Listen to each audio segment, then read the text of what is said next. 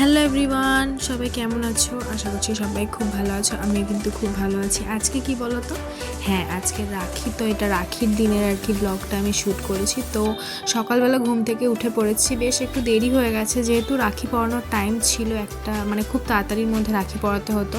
তাই জন্য ঝটপট স্নান করে এসে আগে আমার প্রিয় যে বজরংবলী তাকে রাখি পরিয়েছি, গণ্য দাদাকে রাখি পরিয়েছি, তারপরেই স্নান টান করে রাখিগুলো সব রেডি করে নিয়েছি, দাদাদেরকে পরাতে হবে।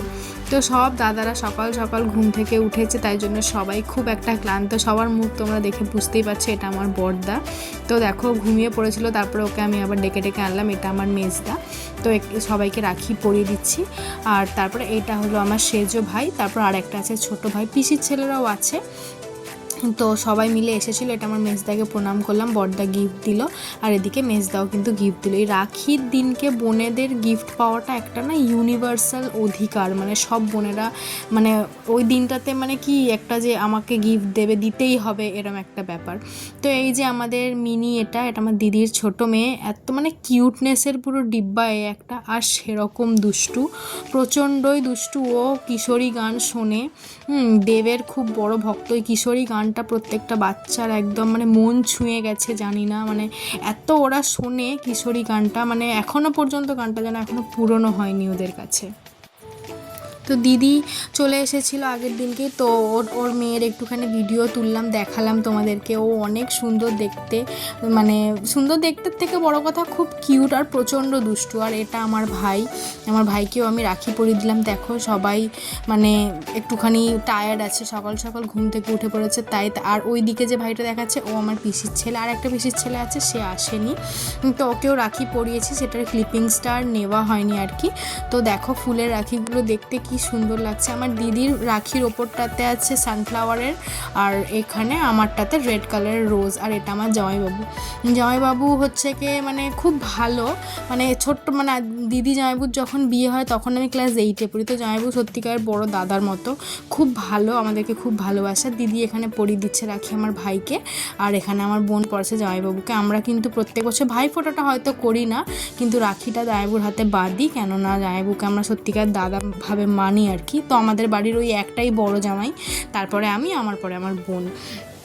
তো জামাইবাবু আমাদের খুব একটা রেসপেক্টেড মানুষ।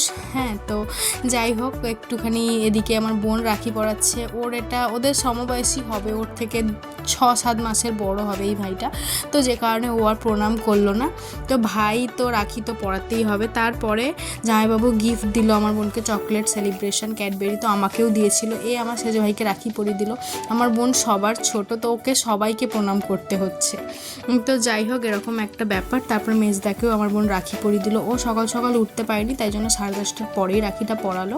তো দেখো এখানে মিনি আছে দাদার কোলে, তো মিনিটা দেখছে যে কি করছে এরা, ও না কিছু বুঝতে পারছে না। তারপরে আমার বোন ভাইকে রাখি পরিয়ে দিল। তো দেখো ভাই সকালবেলা জিমে গেছিলো, জিম থেকে এসে দেখি কি ওর হাতে অলরেডি অনেকগুলো রাখি, মানে কেউ না কেউ পরিয়ে দিয়েছে আর কি। জিমে অনেক সিনিয়র দিদিরা থাকে ওর, তো হয়তো ওকে পরিয়ে দিয়েছে। তো রাখি পরানোর পর এই যে বললাম আমার বোন সবার ছোট, তো ওই কারণে সবাইকে প্রণাম করছে, মানে সবাইকে করছে আর কি, প্রণাম করছে। তো ওটাতে ওর খুব একটা বিরক্ত আর কি, বাট কিছু করার নেই, ছোটো মানুষ। তারপর বাবা বাজার গেছিলো, বাজার থেকে আমার প্রিয় পমফ্রেট মাছ এনেছে, চিংড়ি মাছ এনেছে। তো পমফ্রেটের মা কি ঝাল করলো। তারপরে এদিকে হচ্ছে কি যে কাবুলি ছোলা আনা হয়েছিল, সেই ছোলার হচ্ছে কি ভেজিয়ে রাখা হয়েছে, ওটা দিয়ে চানা হবে পনির দিয়ে। এদিকে আমি স্নান টান করে নিয়েছিলাম তো অনেক সকালবেলায়। তারপরে মা রান্না করেছে চিংড়ি মাছ দিয়ে একটা টক, আর পমফ্রেট মাছের ঝাল করেছে। ঝালটা যদিও আমি করেছি, বাট মা একটুখানি গাইড করে দিয়েছিল। তো দেখো কিরকম রেড কালার হয়েছে। একটু তেলটা যা হোক আমি আজকের দিনে একটু বেশি দিয়েছি, একটু স্পাইসি করে বানিয়েছি। তো আমি খাবার নিয়ে বসে পড়লাম, তখনই প্রায় 2টো বাজছিল, মানে আরও সবাই আছে, সবার সাথে গল্প করতে করতে না দেরি হয়ে গেছে। তো আমি আর মানে ভালো করে করতে পারিনি যে সুন্দর করে বাটিতে সাজিয়ে নেব, ওটার আর টাইম পাইনি। তো আমি খেতে লাগলাম। পমফ্রেট মাছ তোমাদের কাদের কাদের ভালো লাগে? আমার তো খুব ভালো লাগে। আমি দীঘা যাই জানো মাছ খেতে, মানে আমার দীঘাতে আর নামতে ইচ্ছা করে না জলে, কেননা ওখানে বালি জল প্রচণ্ড, আমার একটা গা ঘিনঘিনে ব্যাপার লাগে। কিন্তু ওই যে পমফ্রেট মাছটা বাজার আছে একটা ওখানে, নেহেরু মার্কেট বা কিছু একটা বলে বাজার আছে ওল্ড দীঘাতে, তো ওখানে অনেক ফ্রেশ মাছ পাওয়া যায়। ওই মাছগুলো কিনে ওখানেই সব মানুষজন থাকে না যাদেরকে দিয়ে ভাজাতে হয়, তো ওরা কিছু টাকা নেয়, বাট ভেজে দেয়, কারি করে দেয়, খুব ভালো করে ভাজে, তো ওই কারণেই আমি দীঘা যাই। আর পমফ্রেট মাছ মানে আমার খুব ভালো লাগে। আর চিংড়ি মাছ তো ছোট বড় মাঝারি ঢেঁড়ো সব চিংড়ি মাছই আমার খুব ভালো লাগে খেতে। তারপরে আমার আর একটা দিদির মেয়ে এসেছিলো, দিদি আসেনি, দিদির মেয়ে এসেছিলো, ওকে আমি ডাকছি যে আয় একটু ক্যামেরাতে, ও বলছে না না আমি খাবো না। আমি ওকে বললাম তোকে খেতে হবে না, কিন্তু তুই একটু আয় ক্যামেরাতে। ও শান্ত না, কিন্তু আজকে জানি না কেন শান্ত টাইপের লাগছে আর কি। তো ওকে আমি খুব করে বললাম আয় দুটো ভাত খাইয়ে দিই আর মাছ খাওয়াই, ও কিছুতেই রাজি হলো না, না না করছে। ওকে আমি বললাম বস একটু গল্প করি তোর সাথে, কিন্তু ও রাজি হলো না। তারপরে এদিকে লুচি ভাজা হচ্ছে, কেননা আমি ভাত খেলেও আমার ভাই আজকে ভাত খাবে না, ওর ইচ্ছে করেনি, ওই জন্য মা তাড়াতাড়ি করে পনির দিয়ে চানা দিয়ে একটা তরকারি করে দিল। তারপরে বিকেলবেলা আমি খেয়ে না টানা একটা ঘুম দিয়ে দিয়েছিলাম। তারপরে বিকেলবেলা ভাইকে বললাম চল একটু মোমো খেয়ে আসি। তো রাস্তায় আজকে জ্যামটা তোমরা শুধু দেখো, একটু পুজো পুজো লাগছে ঠিকই, বাট জ্যামটা সেই জ্যাম পুরো। তারপরে একটা মোমো দোকান আছে আমাদের এখানে, তো শীতলার উল্টো দিকে, তো এই মোমো দোকানটাতে আমি এলাম মোমো খেতে।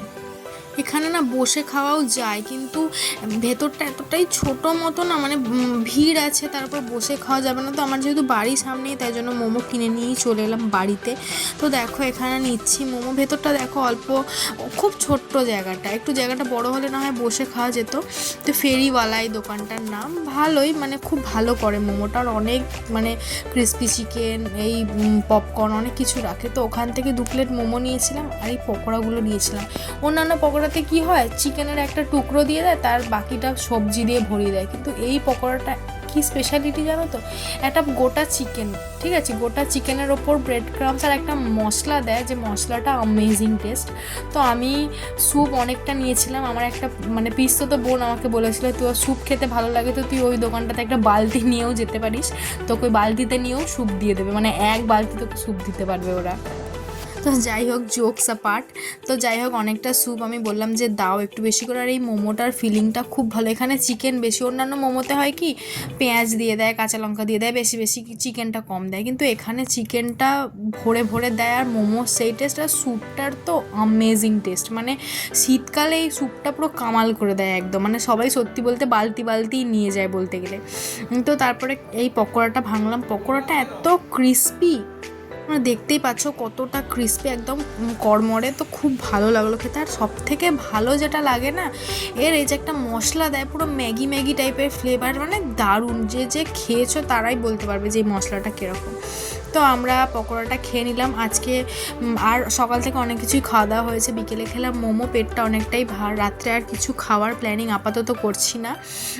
তো ভিডিওটা কেমন লাগলো তোমরা কিন্তু আমাকে অবশ্যই করে জানাবে, আর অবশ্যই করে লাইক করবে, শেয়ার করবে। ভিডিওটা আর আজকে বেশি বড় করছি না, ছোটোর ওপরেই করে রাখছি। তো ভিডিওটা কেমন লাগলো তোমরা কিন্তু আমাকে অবশ্যই জানাবে, আর অবশ্যই লাইক করবে, সাবস্ক্রাইব করবে, শেয়ার করবে, সাবস্ক্রাইব করবে, তো বলেই দিলাম, লাইক করবে বেশি বেশি করে। তো ভিডিওটা কেমন লাগলো আমাকে জানাবে কমেন্টের মাধ্যমে। থ্যাঙ্কস ফর ওয়াচিং, টাটা, সবাই খুব ভালো থাকো।